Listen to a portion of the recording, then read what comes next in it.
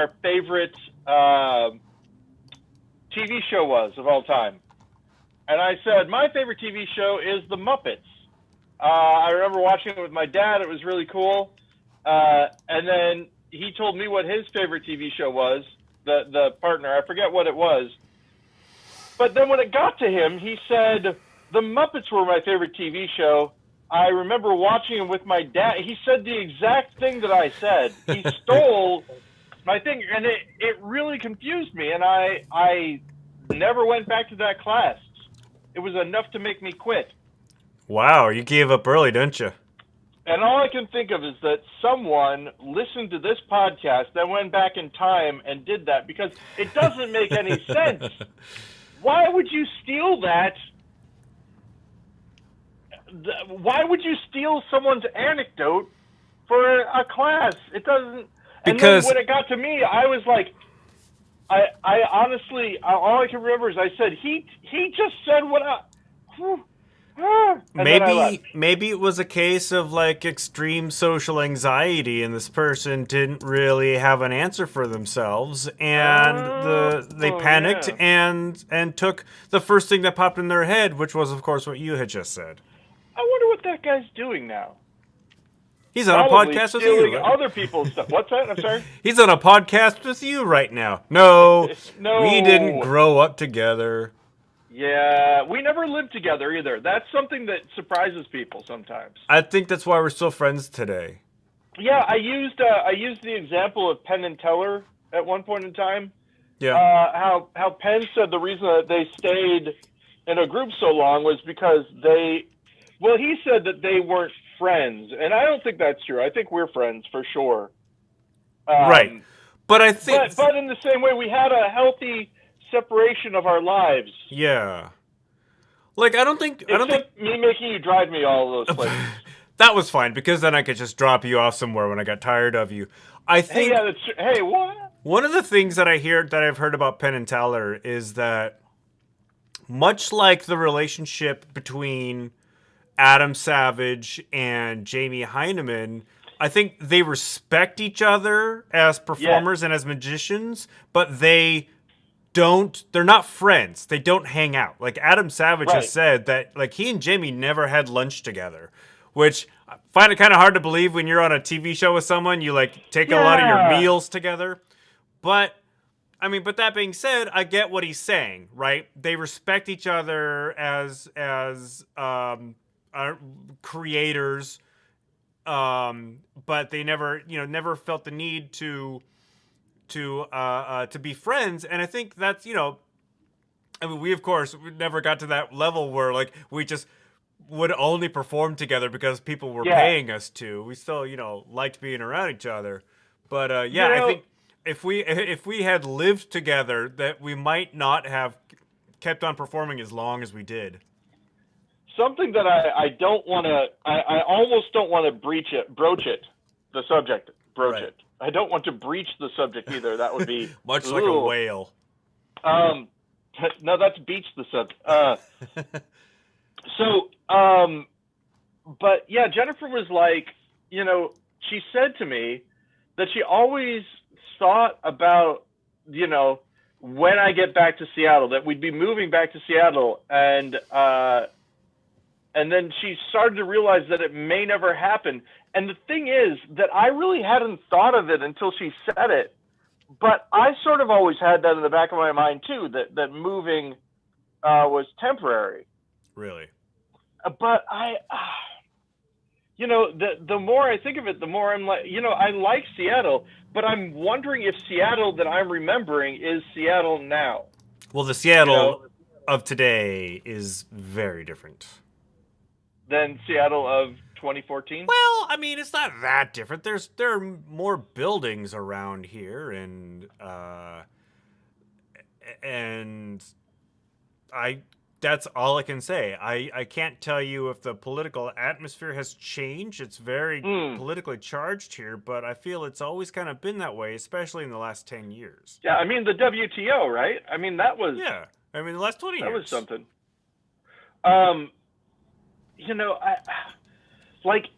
I do think moving back to the Pacific Northwest is something that we all want to do. I don't know if Seattle necessarily would be it. Well, but I mean, all of our friends in Yeah. Seattle I mean- are. I mean, that's the big thing. It's the people, the support system. of course. It is very expensive here in the city proper, but a lot of people are moving to, say, Tacoma or Everett, or even maybe not even that far away. Shoreline. Yeah, I mean, Zach Lewis moved to Everett. Yeah. A long time ago. Well, he worked there too. Like, he worked for the city of Everett at some point, right? Boy, I wish I could know. He did, or maybe he started working up in Everett. Yeah, the cultural center or something like that. Something, or right? I remember I did something for him many years ago, and it was up in Everett. I don't know if he moved up there first and then got a job up there, or got that job and then moved there. So yeah, I'm not sure either. But I talked to him recently. He's doing pretty well. Yeah? Sounds like, yeah, it's pretty cool. I see his updates on the Facebooks every once in a while. But yeah, so, speaking of which, I'm not on Twitter anymore, again. Wait, weren't you just on, like, this morning or yesterday? This is a relatively new thing, you not being on. The last thing I said, so I switched to only writing in Spanish on it, so that if I was doing Twitter, it would, make me study a little bit. But the problem is, it immediately bums me out. It's the only thing I can say. People that I like, that I follow, post stuff that make me feel bad. And they aren't doing it on purpose. They're just exposing an ill that they see in the world. Right. But it's like you saw, like, let's say that there's a little happy bunny in the forest, and you can talk to this bunny, and it's the cutest bunny in the world, and so you say, oh, hello, Mr. Bunny, how are you? It's a male bunny. The cutest bunny in the world is male. I was surprised as well, but it's just the way it works. Hey, Mr. Bunny, how's it going? Mr. Bunny says, oh, pretty good. The robin pecked all of its eggs to death, and now there won't be any more robins because it's the last birthing time for the robin. No more robins anymore. They're all dead. And I think that's horrible. And eventually you'll be like, okay, I'm not going to talk to that bunny anymore. Well, I get it. It's not that I'm mad at the bunny.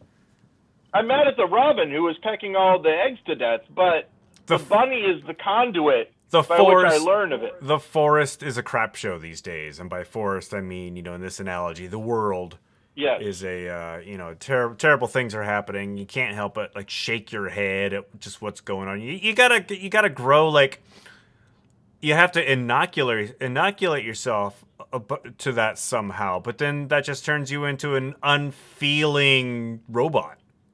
Yes, which, I mean, to be fair, I am in a human suit many times. I just, a friend of mine recently, no relation, don't know him, was talking about all these bad things that were happening. And I was like, oh man, my condolences. I can't believe, and I'm being very empathetic on the surface. Because that's how you were told people behave. And inwardly, I have things going on, an intellectual process. Wow, these are a bunch of bad things that have happened to this person. It is bad that all these bad things are happening to this person. And in the same way, there's a program running in my head.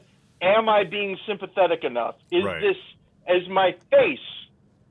And I don't talk about this a lot. Jennifer, of course, probably hears about it all the time. You probably have heard of it. But there's always a subroutine running in my head going, am I expressing with my face how one would expect me to react when hearing this information? Yeah. Am I making eye contact with the person? Am I listening? And it's like when you see a puppet that has 3 different people operating it at the same time. It's very similar when you're me, how that is. And then do the eyebrow. That kind of thing. Right. I was just checking to see if we had any corrections. We do not have any corrections for today. Oh, we did have a voicemail you mentioned. We do have a voicemail. When you want to get around to that, we can listen to a voicemail. Oh, I think... Do we... Oh, okay. Do we... Here's my question. Do we have any people on the chat right now? One person. We have one person watching, but nobody's participating on the chat. Gotcha. So... and that was the other... what I was saying. I saw Twitter, so unfortunately that advertisement stream is no longer happening. Well, I don't know how effective it'll be, but I actually did post. I tagged you in a post, and I put the YouTube link out there. So nice. Okay, so why don't we listen to the voicemail now, and then if other people show up, we'll interact with them. All right. So here's the voicemail. It is from, I believe this person says who they are. And I'm going to start playing it. Let me know. If you can't hear it, say something. If you can hear it, don't say anything and let it play through. Okay. Hi, this is Bronte. And I have a question. And this question prompted a lot of discourse with my high school students today. So I thought that y'all might want to add your hot takes. My question is, what is your favorite shape and why? Wow. What is your favorite shape and why? From listener Bronte. And should I mention, I think I should, those of you who have listened to the podcast before have heard me name check Bronte, and I mention her as one of the kids. She's a teacher now. She's an adult. I have gotten super old. I know, we both have. But yeah, this is one of the reasons why I don't want to get off Twitter entirely. I love listening to Bronte's takes on things. She's very smart. And also, usually on the right side of things. Right. That I am not always on the right side of. So when I hear her takes on things, I'm like, oh, right. That's how a human being should be behaving. I do follow Bronte on Twitter, and I know her because her father is a good friend of ours. Yeah. And we've known Brian's kids for a long time, for as long as we've known Brian, and so it's weird to see them like Bronte's a teacher, and I don't follow the other daughter on Twitter, so I don't know what Rowan is up to, but like Rowan was a part of a web series that you and I were involved with called The Coffee Table. Yeah. What I'll say is, Rowan, I also follow Rowan. I do not know if Rowan is going by Rowan. I do not know what Rowan's pronouns are. I do not know enough about Rowan to speak about Rowan other than to say that Rowan has, as Bronte has, grown up, is a full-fledged person now, and has some stuff going on that I am not tracking well enough to correct you on anything. All right, so I'll follow them on Twitter, and I won't speak out of turn. But what I wanted to say, though, is I do follow Bronte on Twitter, and many times I have to catch myself in a way of thinking that I don't want to say I get schooled on, but I certainly will learn a different way of thinking about things. And once I internalize, I'm like, oh yeah, I should have been thinking about this certain subject in that way, thanks to this like educated millennial that is probably more wise in the ways of the world than I ever thought I was at that age. Yeah, exactly. Not only like actually is wise, rather than like, and you're hearing it here. We are. Are you Gen X, Ben? You're Gen X, Oh, right? yeah, very much so. So yeah, we're Gen Xers, and we are co-signing the fact that this millennial that we're speaking of actually does know what she's talking about. I'm not rather saying... than when we were that age, thinking we knew what we were talking about, but not knowing what we were talking about. Right. I'm not saying millennial in a derogatory way. Many right, people right, say. No, in fact, you're actually.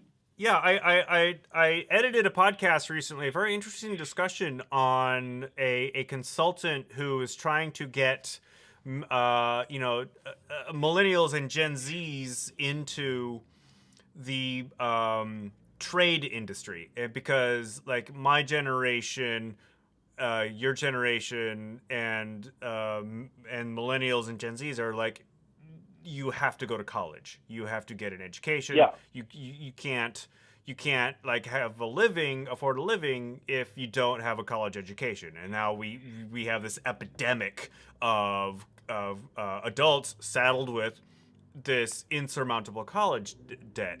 However, one interesting point that I heard was that Gen X is of the greatest generation, which is, you're lucky if you can find one still around, like my grandparents. My grandmother is still with us, thankfully. Boomers, who are our parents, and who are leaving the and who are like, it's a large demographic from like I think it was like 45 to 65 or something like that. Gen X, and then you have millennials, which at one point was called Gen Y, and Gen Z. Of all those generations, Gen X is the smallest one for some reason. I don't know why, but there's only about 40 million of us, whereas, and these are numbers from this gal who seemed to know what she was talking about, there are 70 plus million millennials.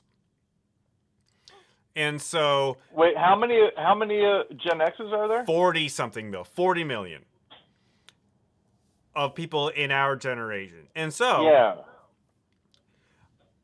I don't know if that is like 40 million in the workforce, 40 million total. It was just like this consultant said that their Gen X was a small generation, and it made sense to me because I don't know if you've seen this phenomenon, but if you look at like a chart of something where it says, boomers react this way, this generation reacts this way, just this generation reacts that way. There are many examples of these sorts of charts that leave Gen X off. Yeah. Gen X, for some reason, doesn't really count when it comes to people talking about demographics. Well, what I can say to that is, yeah, we don't necessarily spend a lot. For example, when I say we don't spend a lot, I mean we might, but if we're that small, right? Yeah. We don't, as a group, represent a large buying. People don't care about courting our spending dollars. Exactly, yeah, and also because we'll be like, you're all phonies or whatever anyway. So once a slacker generation, always a slacker generation. Now the question could be, are we spending this much time talking about this because we don't know what our favorite shapes are? and we've been thank you for bringing us back to the topic at hand. Because it's a fact that I just completely forgot we were supposed to answer that question, and I was not avoiding it, but thanks for ascribing some larger ulterior motive to that.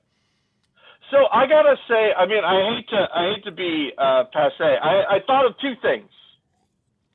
The first thing I thought of, because of the word shape, circle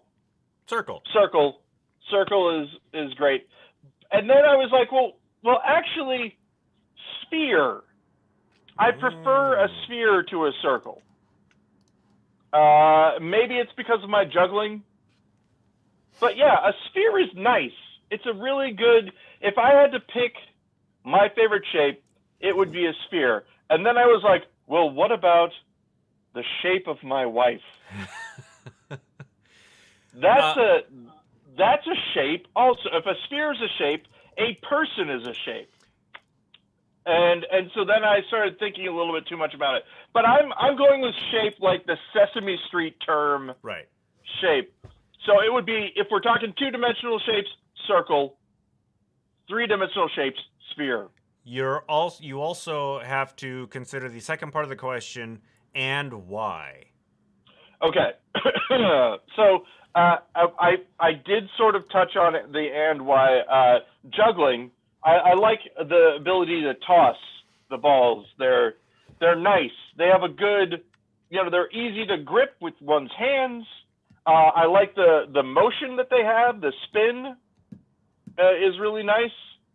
I like the fact that they're a shape you can definitely see them, you can understand them, but pi is a strange number. It's got a little bit of a mystery to it, the sphere. Although, I got to say, now that I'm thinking about it, second place, for sure, a torus. A torus? I like a good torus, yeah. I don't even know what shape that is. It's a donut shape. Yeah, that's a good one. Not just a zodiac sign. No, not Taurus. Taurus. I think it's It's that Midwestern accent coming back on. Torus. I was talking to somebody about this. I was talking about when I was in Canada, because we always have people say a boot. A boot. And process. The two words, and I bet you I've mentioned it on the podcast before, but just in case I haven't. Possibly. This is episode 251. Yeah, exactly. The 251 episodes that we have done most likely already contain me saying this, but the two words that Canadians wanted me to say all the time when I was in Canada because they thought it was hilarious: dollar and crayon. And when I said crayon, he was like, "Is that how you pronounce it?" And I was like, "Yeah." He said, "Not crayon?" Yeah. And I was like, "No, crayon. It's one syllable." Crayon. Crayon. Yeah. Do the Canadians say crayon? Crayon? Crayon. Crayon. I can't even do it. How do they say dollar? Crayon. Dollar? Dollar. I do know. Dollar. I do know that Toronto, they call it Tirana. Tirana. That's how I was told Canadians pronounce Toronto. Let's see. One thing I can tell people from Canada, I believe the guy's name was Mike Bullard. He was a talk show host. I think it's Mike Bullard. It's either Mike or Matt Bullard. I think it's Mike Bullard.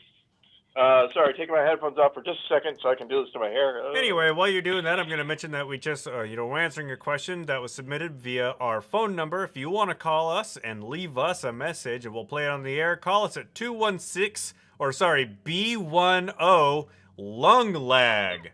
That's lung B10 lung lag. 586-4524. 216-586-4524. Call us, leave a message. Or if you call in the next 40 minutes, we'll put you on the air. Unless you don't want us to, in which case we won't.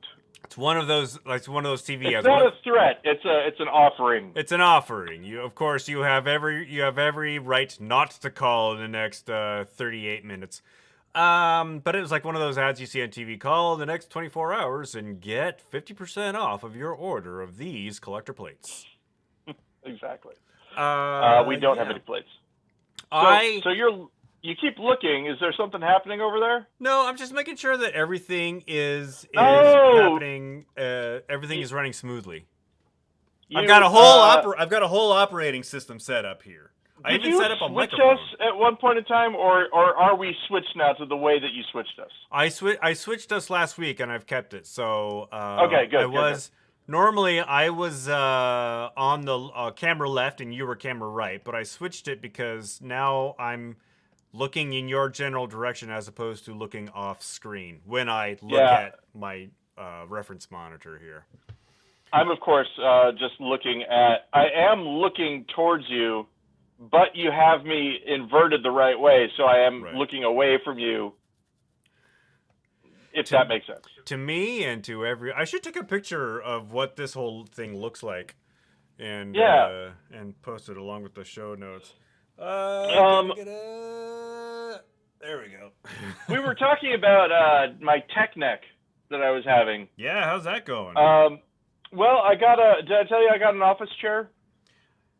Maybe. I used to sit on a ball, now I sit on an office chair. That seems to be helping.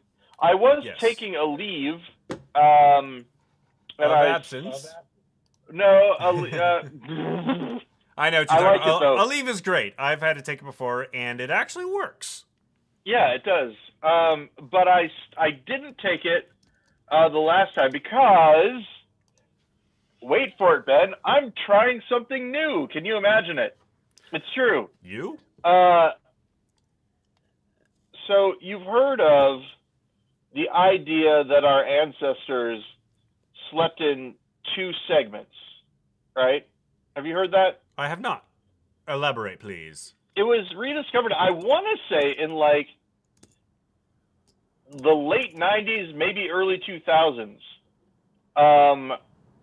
This guy was going through a whole bunch of things, old documents and stuff, and kept on hearing references to first sleep and second sleep. Okay.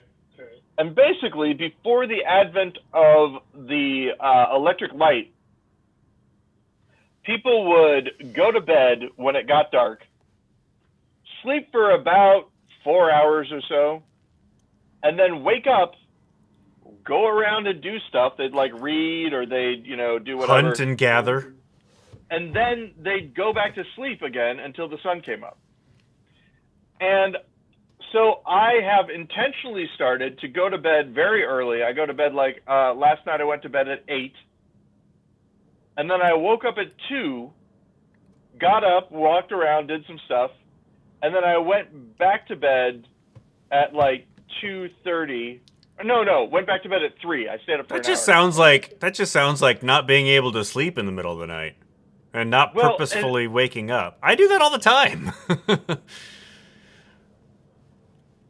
Well, there you go. So you're doing it right. But here's what I would do up until this point in time. If I were asleep and I couldn't get back to sleep, like let's say I had to pee, for example, right? Yeah. I would stay in bed and just wait it out. Right. Until I would wake. And part of the reason for that is because when I was a kid, we lived in a house that had 2 floors. And I was on the top floor. And if I would walk down the stairs, my mom and dad would get mad. And of course, they probably weren't as mad as I thought they were. But for me, it was like they were super angry. So I would be afraid to leave my room at night. So I would pee 3 or 4 times right before it was time for me to go to bed and not drink any water, and then go to sleep and sleep through the night and then wake up and be really thirsty and dehydrated and stuff like that. And I just kept on doing that. That was my that was my sleep routine all through college, everything like that. So Cyberpunk 2077 came out last night. I've heard of this game.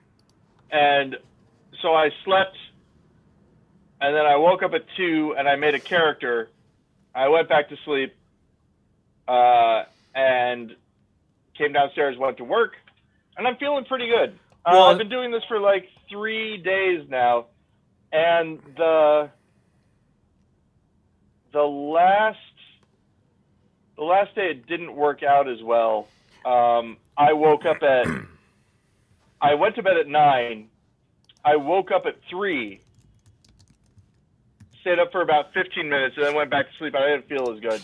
Well, Whereas this one was working a little bit better. Here's my question for you, though. How do you feel? How easy is it for you to go back to sleep after you've woken up in the middle of the night and looked at a screen? Because that's something that I try to avoid. If I wake up in the middle of the night, I've been told, that you shouldn't look at a computer screen or your phone right before you want to go to sleep. Well, I mean, I'm weird, so your mileage may vary, but I can go to sleep pretty well. Yeah. Even if I've seen the screen all the way up until the time that it's time for me to go to sleep. I think I actually have a hypothesis that I'll share with you. Okay. I think that the reason they tell you that, most likely, is what you're looking at on the screen is probably something, what things would you be looking at on a screen? Probably the news, or an email, or a TV show, or whatever you're looking at on that screen is probably some new information that you're going to be thinking about. And for me, when I have problems going to sleep, it's because my brain doesn't shut off. I think it's partly that. I think it's also partly that screens have a lot of blue light, and so your brain, when your brain like sees blue light, it's like, oh, time for awake. It's the daytime, right? So blue light, you see these blue light blocker eyeglasses. Yeah. It's sort of the same thing. Night shift on your screen sort of accomplishes the same thing. But yeah, I didn't know that was why. Okay. I can guarantee really that if I go to bed before like 10 o'clock, especially if I fall asleep before 10 o'clock, I can guarantee I'm waking up in the middle of the night and I'm going to be up for a couple hours.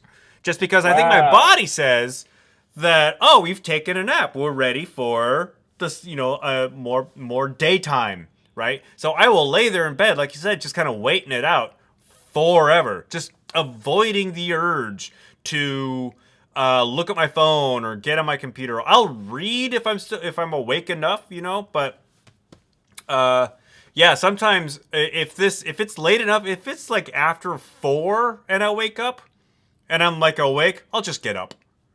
That doesn't happen all that often though. I wanted to show you this. I've been meaning to show you this now that we have a camera, but it's germane to what we're talking about. So this is a gift that Jennifer got me. It is a pocket watch. Oh yeah, you talked about it on the show, but I haven't seen it yet. Okay. Still can't see it. So I have it.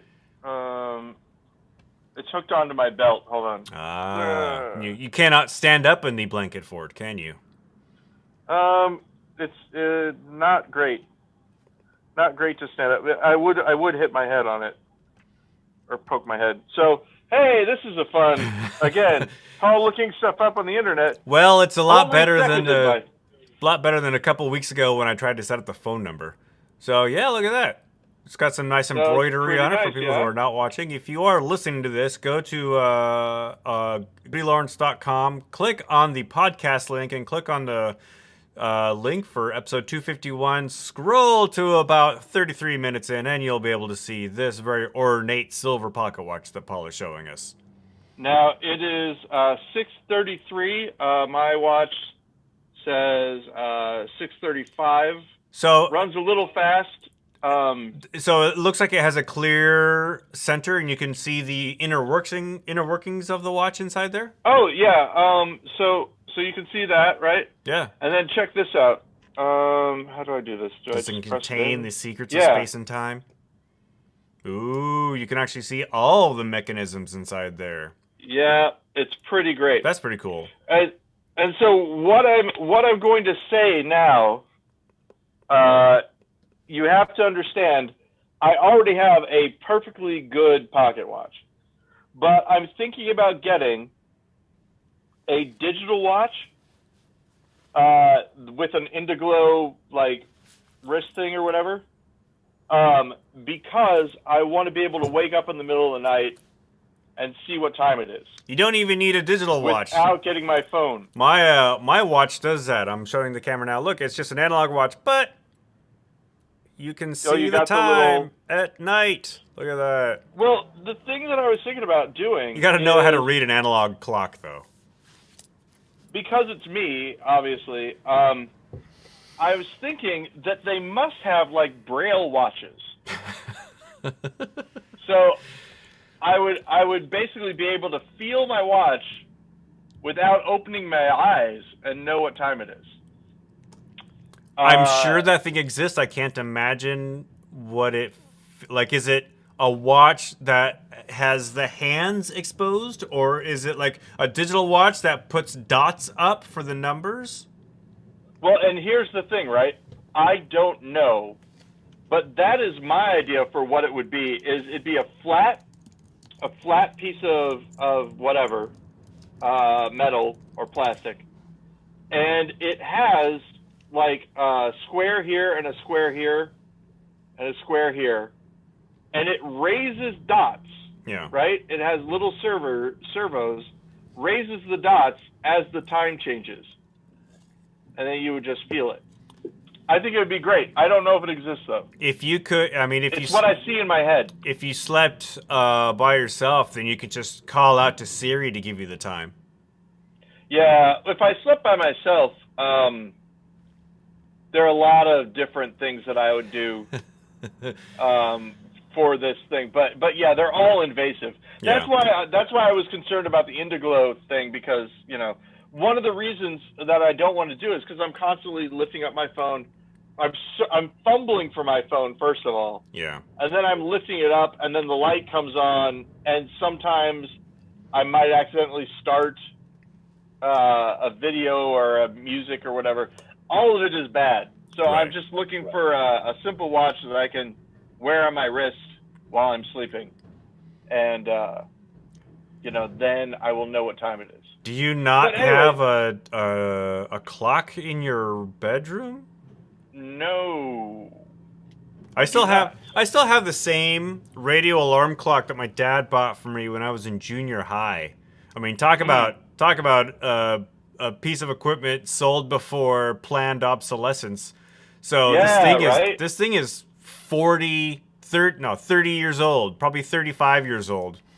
And still kicking. I don't use the alarm function on it anymore because I have my phone for that, but it still is a clock by my bed that has, red digital numbers that tell me the time. So I can just lift my head up, look at the time, go back to sleep. And sleep researchers say you shouldn't do that. If you want to, if you're having trouble getting to sleep, hide the clock.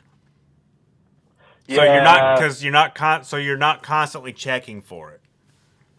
Well, and that's something that, unfortunately, I think we might have broached this subject before. I've been burned by alarms enough times that it doesn't help. People are like, why don't you just set an alarm? Then you can sleep until the alarm goes off. And I'm like, no, because I'll constantly wake up and look to see if the alarm has actually gone off or not. So it doesn't. Or if you've set it properly. I do that all the time.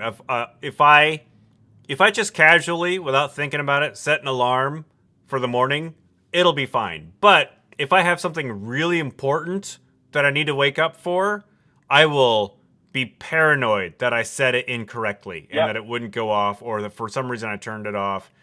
Or if I'm not going to get a lot of sleep, if I'm like, it's 2:00 and I have to get up at 6, so every once in a while that happens. I'll be like, I will constantly wake up to see if I'm late yet. Yeah, see, that's one of the reasons why moving to the Pacific Northwest isn't in the cards for me right now is that I'm a remote worker for a group that's on the East Coast. And right now, they have meetings at 8:00 in the morning that I have to wake up to be at 7. So it's only 1 hour difference. You can imagine, for you. Yeah, having to be up at what would that be 4? 4:00 for a 7:00 meeting on the East Coast. 8:00 meeting on the East Coast. So 5 a.m. 5 a.m. Yeah, and that's to be at the meeting at 5 a.m. No, thank you. Do you have to have? Do you have to have the video on for these meetings, or can you just roll over? No, this is a nice thing. Nobody puts the video on for the meetings. It's just when I got there, that was already a standard thing. So cool. It's good too, because I'm weird in general. This is a weird psychological thing. I do dress up in a suit and stuff sometimes, even though there's no video, because it makes me feel more professional. and I carry myself differently. Well, it's also one of those things where you have to, like, when you work from home, a lot of people will fall into that sort of mindset where since nobody sees them, they're not going to an office, they don't have to shower, they don't have to get dressed, Yeah. But a lot of professionals say that one of the ways to motivate yourself working from home is to actually pretend like you're going into the office. Get up at a same time, take a shower, shave, put on a suit, or if a lot of people don't have to wear suits to work these days. Or I edited this one podcast. It feels like I talk to these people because I hear them all the time. But one professional said that something he does is that he will. So he has his home office, right? It's inside his house.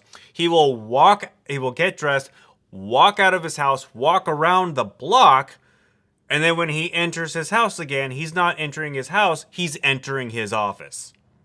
Well, it's interesting that you mentioned that.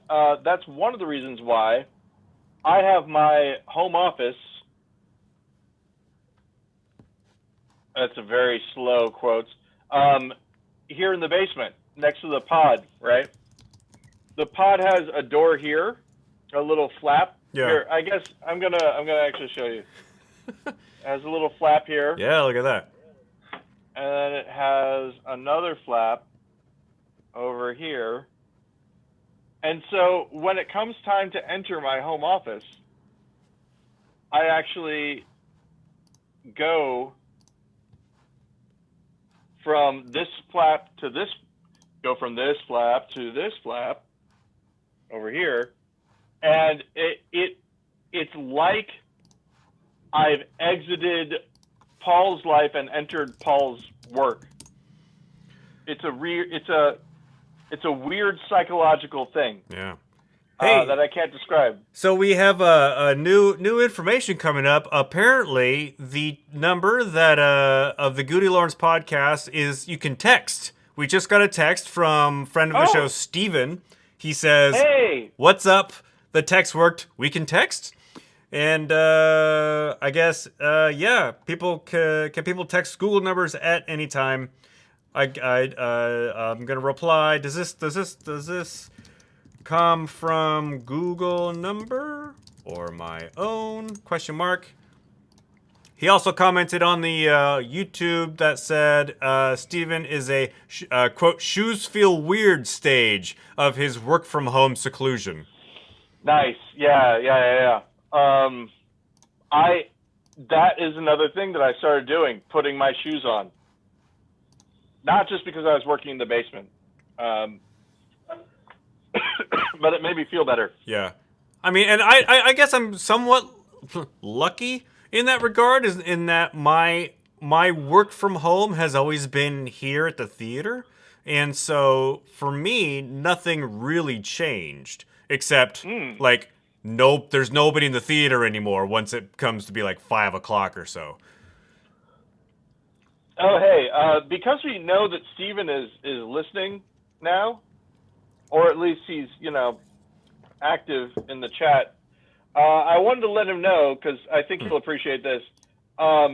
When I started playing Cyberpunk 2077, I did the thing that I always do the first time, is I make a character that looks like me.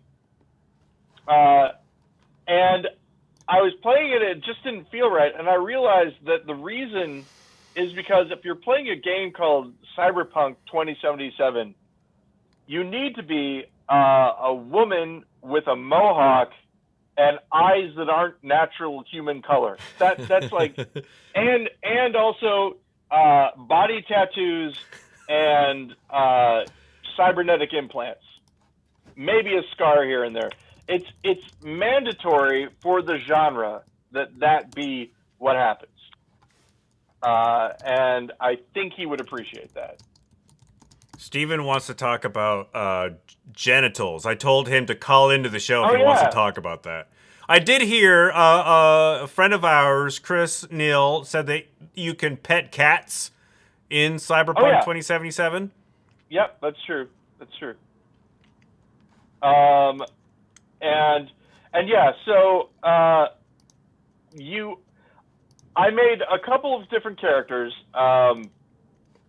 and they all the woman character doesn't have a penis, but she can. I just decided not to. You can choose. I chose the default penis, just because I felt that it was fine. You know, it's funny. We did mention that, and we mentioned a lot on the show that we've been doing this for quite some time. We are probably repeating ourselves quite a bit. However, I do believe that is the first instance of the phrase default penis on the show. The thing about it is that I haven't used. So I always chose genitals in the character creation, but I haven't used genitals in the course of the game yet, and I don't know if it's a thing that's actually going to happen. Is that because you have the option to play the game as your character naked?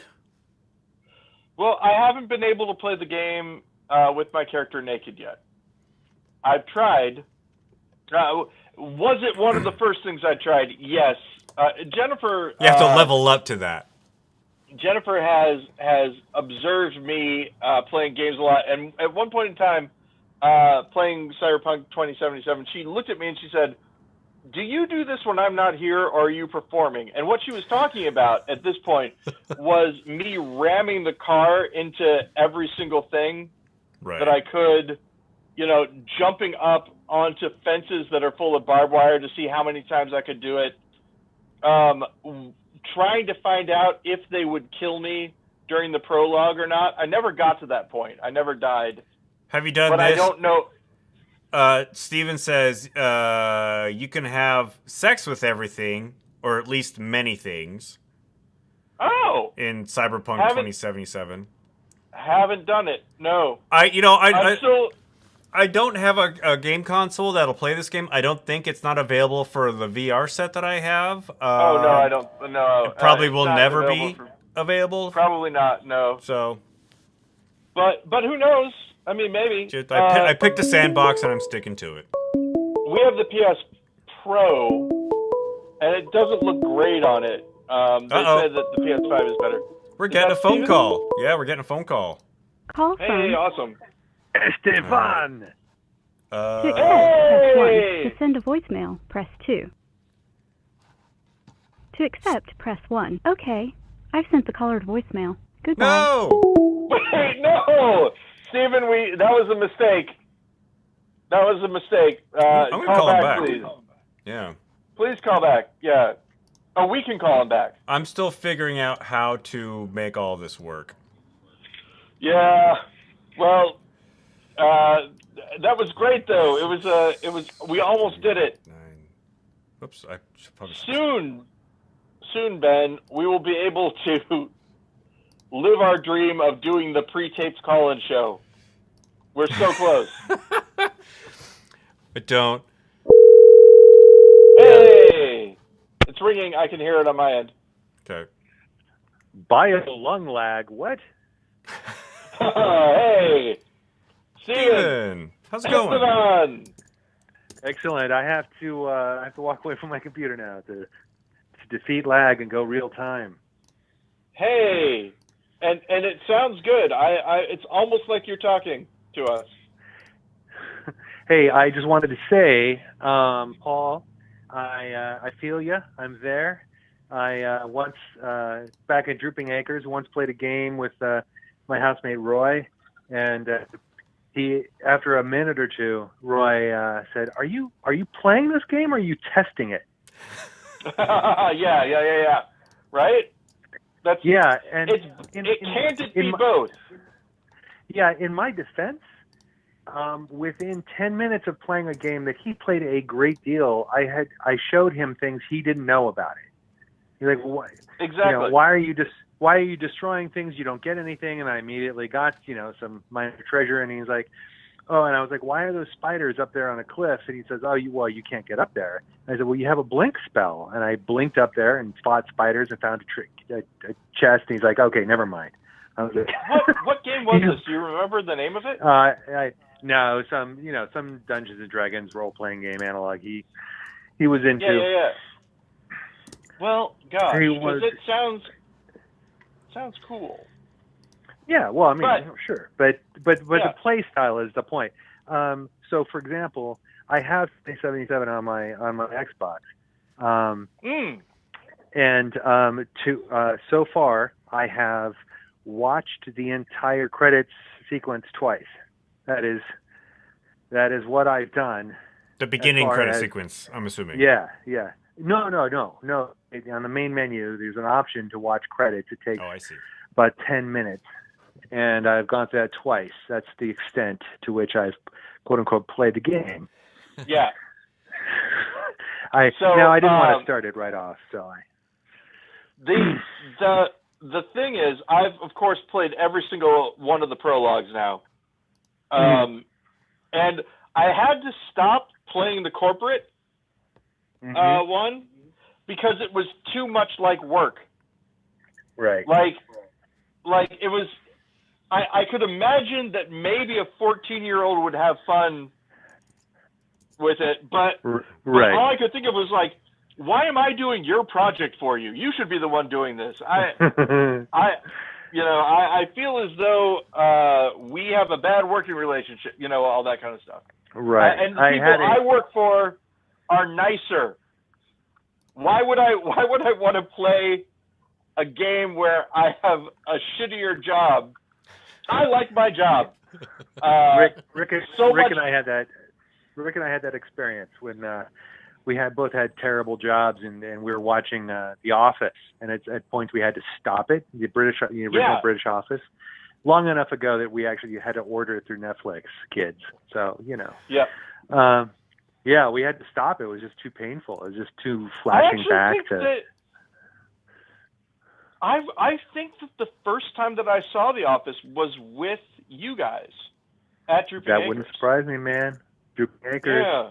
I saw a lot of TV shows at Drooping Acres for the first time. Firefly is where I was introduced. Drooping Acres was where I was introduced to Firefly. This is one of those things where I was talking to Ben earlier. You probably heard about are we ever going back to Seattle, and the idea that we can go back to Seattle, but it won't be the Seattle that we left. Well, yeah. Gravity Bar doesn't Seattle, exist anymore. Yeah. Lots and the Gravity Bar lots didn't exist while I was still there, even for quite some time. Yeah. So there's two interesting things that are happening. One is many things are being killed. And the other thing is that many things are leaving. So it remains to be seen, but a lot of the white-collar engineering jobs that have gone remote are actually working really well. And so this entire idea of, well, we just have to build these, entire neighborhoods of office parks for Amazon and South Lake Union, like that might not actually be a thing in the future. Well, the one thing I can say is that I think we've talked about this before. When I tried to work for Amazon right before I left Seattle, and one of the reasons why I left, they couldn't hire me. The people who wanted to hire me couldn't hire me because I was persona non grata still in their system from the messy divorce that we had back in 2005. That's funny. There was a flag from HR saying never hire this guy. So and that was one of the things I was thinking about is can I afford to survive somewhere where who's going to be one of the major employers won't hire me on principle, just right out of the gate. There's a manager who wants me to be on their team, and the thing that they had finally worked out was that they could hire me as a temporary employee through I'd have to find some company to go, a temp agency to go through, so that I could be on their team. But I would not be able to be hired on. I chose not to do that. This manager who wanted you on their team couldn't. I can't go around this Nope. 15-year-old flag or 10-year-old flag at that point. Yeah, no, it was, and that was what I was told in no uncertain terms that there was nothing they could do about it. So, boy, what did you do to I don't know if I didn't sign an NDA during the hiring process for that. I don't think I'm breaking anything. But what are they going to do? Not hire me? Anyway, no. So that was, that didn't go well. But so the thing that I'm wondering now is, if we were to go back, I was telling Ben, I can't do it now with the job I have because it'd be a 3-hour time difference, which is too much when you're expected to show up at meetings at 8. That's about the time I joined the podcast. I had to waste the first part of your podcast on a work job meeting, whatever. Oh yeah, well, I don't know how much you missed. We do start this near the end of the workday, but it's still within the workday. Yeah. And after this, shoot! Speaking about after this, hey Betty! So, because we're about 4 minutes, Jennifer. You understand, Paul? What's that? We understood. Oh yeah. Okay. Yeah.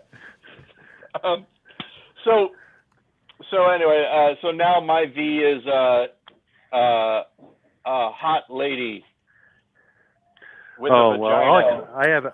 I have a whole thing on that. So I'm going to start as an outlander. So my character and I together. What's that? Did you tell Ben?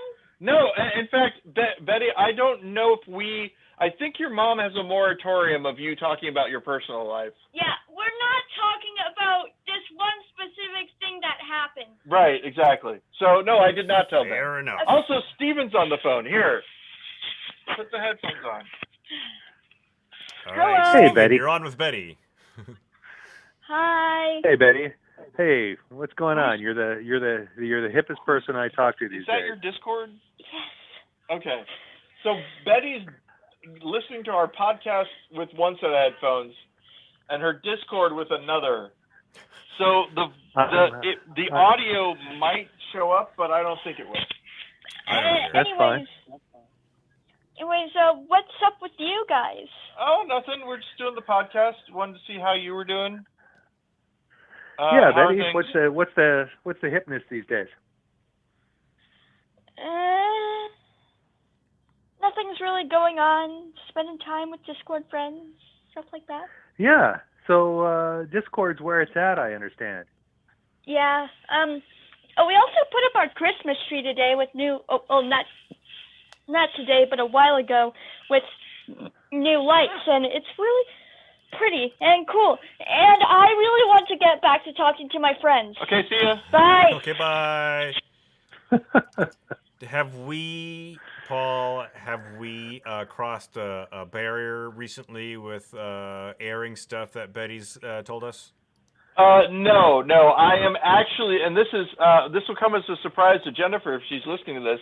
I'm actually thinking of something that she told me like months ago, maybe even last year, about certain topics that she wanted me to avoid. And when she came down and she said, "Have you told Ben yet?" I was afraid that she was going to bust out with one of those topics. So I stopped her from talking about it. Oh. And so now probably, you know the rest of the story. So we probably can't talk about most of the things that Betty would actually want to talk about. And she's not interested in anything that we might say. And yet she gets bored when we don't talk to her.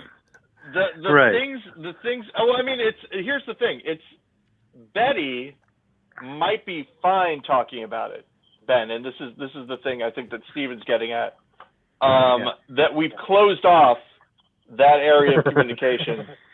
Yeah, this Venn diagram's getting yeah, a little hard. but it's still great to have her on again, so that eventually there can be a supercut of just her bits, and you can hear her voice go from child to young adult. That's what I expect. Yeah, that supercut will have to be made by somebody that we hire to listen to the show and edit that together. It'll be made by an AI by that time. Yeah, there you go. Oh, see, that's the whole dream for the theater.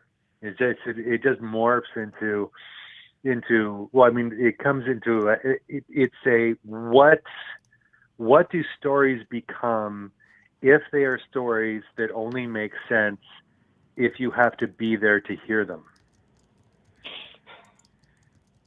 Wow, yeah. Wow. So that's what I'm going to explore, hopefully, with the, should we relocate? And it's going to be kind of interesting to explore that with all the peeps, Ben Lau, and anyone else who's around, even people who are remote and might be, digitally projected into some sort of a shared meet space with other people. Well, I've told you my idea of having the analog for the audience member. I think that's still number one. Go. The analog for the audience member? Yeah. You get one of those heads that the ASMR people use, that has the ears on either side. That basically works to transport you to where the head is, basically. Virtual reality, but in darkness. Yeah, so actual actors doing stuff. Yeah, there's a lot of conversation. I'm sure you two have seen it swirling around this new Apple headset. This and $550 Apple headset. Oh my goodness, you too. It's been out for like 3 days now. Oh no, I haven't been seeing the news as much. So it's definitely, you should delve into that. All the augmented. So remember, like a year or two ago, back in the before times, I guess it's 2 years now, where I told you guys that I was listening to your podcast with my new AirPods Pro, and I had transparency mode set up, so I could actually sit there, hear everything around me, but also hear your voices talking to me.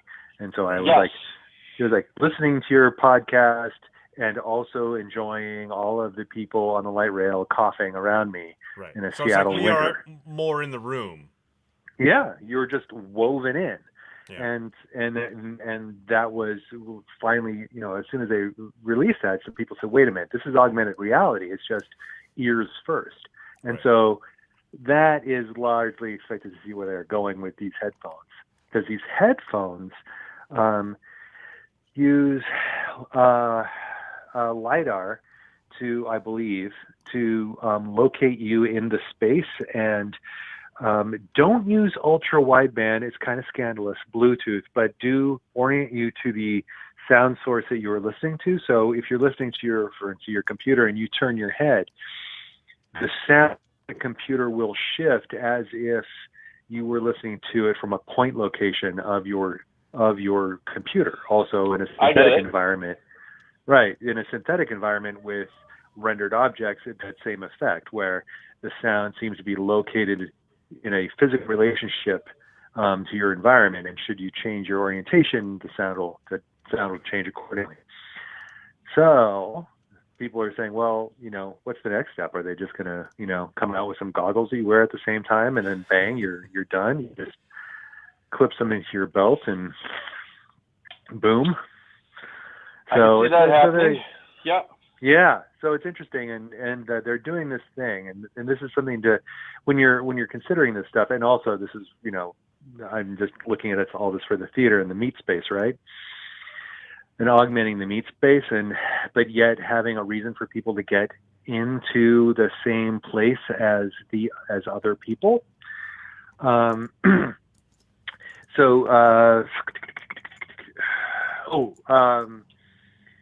When you're is the problem Apple has is that their products are too popular. So they physically can't include some of this technology in their more popular devices because they physically can't, the world can't build enough of them. So what they do is they come up with these very high-end objects. These headphones are $550 a piece. And they use people who have the money to buy those things to build up the production capacity so that then those same sensors can be used in their just expensive products as opposed to their stupidly expensive products. Gotcha. Because they can't, it's the way they cash flow essentially the production lines in Taiwan. So one other thing, Stephen, obviously, this goes back to debrief. You remember when we talked about that so long ago? I think so. It was a proposal that Jennifer, you, me, and Brett Fetzer worked on, where you use brainwashing techniques to convince the audience that their real life was the theater stuff and that they had been removed from it for the first time in a long time. That even though it's a suspension of disbelief, but the idea is modification of that once. What was that? It was called debrief. Right. Oh, hey, well, we finally did it. Because it was. I think Jennifer was the one who pulled the plug on it, much like a conscientious person pulling the plug on the Stanford prison experiment, because she was like, if you have anyone that is borderline who goes to this event, you will damage them. The things that we were planning on doing. The same possibility. This is what I was going to say. One of the best theater experiences I had was with Jennifer, Betty, and one other person. I can't remember who they were, but we went to the woods. And in the woods, all these people came and they sang to us, and it was a very interesting experience. That's what theater will be, I think. Experiential, a thing that you can't recreate because the people. The other thing is, of course, you can also trade on fourth dimensional stuff, meaning if you can weave stuff from their lives into, because you're a thinking human being rather than a computer, you can put context in that right now AIs can sort of do, but it falls a little flat because it doesn't know what the context of the context it's putting in is. It requires human beings, right now anyway, to interpret it. We're pattern making machines, so we're like, oh, this is so amazing. I can't believe that it knew that this was this. Well, it didn't know that was that. It just knows that there's some relationship. Yeah. And then you bring the context to it. So the idea is, the only way I can describe it is like you're playing a role-playing game with an AI, and suddenly you realize that it can't be an AI, and you know it can't be an AI because it's too good at figuring out what's going on. That kind of thing. That's what I think theater can be in the future. Well, here's hope in there. Yeah. And with that, we should bring this to a close. And thank you for those of you who listened over the requisite limit. I think it was a good conversation to have. And I like you, Stephen. Thank you for calling in. It's nice that you go to the trouble to say that, Paul. And answering the call when I called you back. Yeah, exactly. Yes. And until we call the listener back by putting out a new podcast after this one, I'm asking everyone to please keep it wrong. Hey, Paul. And Steven, you keep it wrong as well. I'll do my best. Yeah. And thanks again. And look, All right, I'm turning off the podcast. Do I just first. hang up now? Is that what room happens? tone. I just turn Yeah, up? just sure, hang up. Room Just tone? get room tone. Wait, and, if I keep talking, does it screw up room tone? Which button is it? It ends at if I keep talking, does it screw up room tone? Yeah. Which is